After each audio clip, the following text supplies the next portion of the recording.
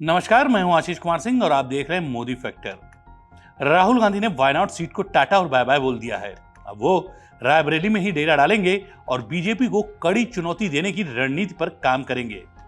लेकिन राहुल ने रायबरेली सीट को क्यों अपनाया, जबकि वो तो यहां से चुनाव भी लड़ने के इच्छुक नहीं थे। वो तो वायनाड छोड़ना ही नहीं चाहते थे।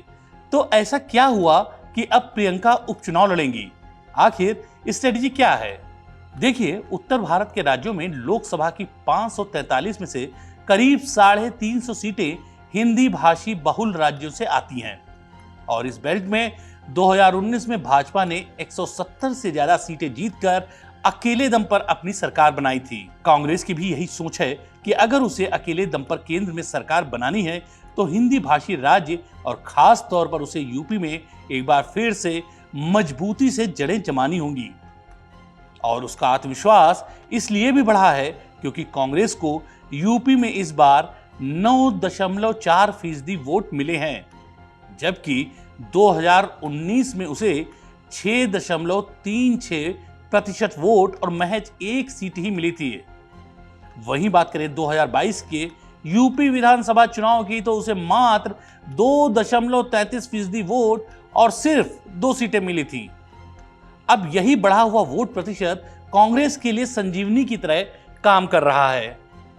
यही नहीं, रायबरेली, अमेठी के साथ साथ यूपी की 6 लोकसभा सीट जीतकर गांधी परिवार को लगने लगा है कि यूपी में अपनी खोई जमीन को दोबारा पाने का इससे बेहतर मौका नहीं आएगा। यह बात भी सही है कि आम चुनाव में इंडिया गठबंधन ने यूपी में देश का सबसे बेहतरीन परफॉर्मेंस दिया है।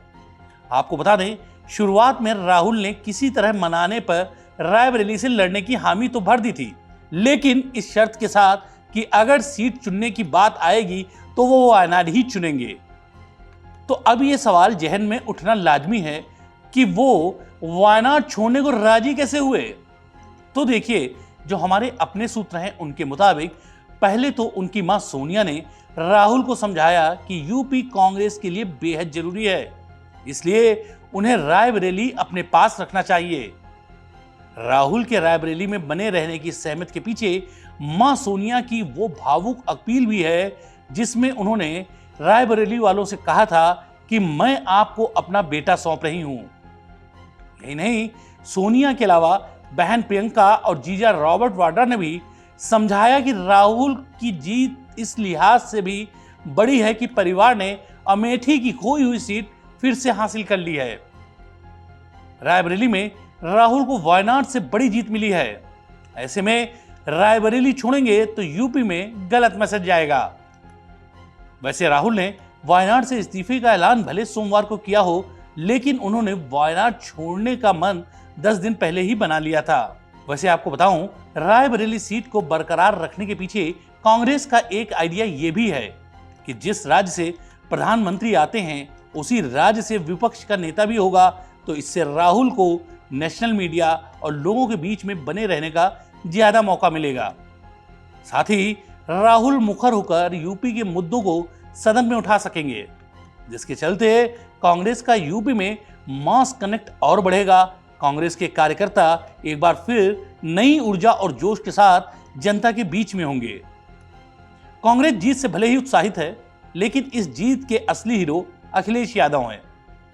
कांग्रेस में राहुल के सामने सबसे बड़ी चुनौती यह होगी कि कांग्रेस और सपा का वोट बैंक लगभग एक ही है।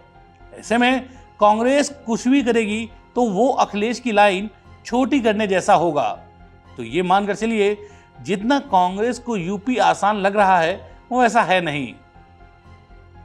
यहां उसके सामने चुनौतियां बहुत बड़ी हैं।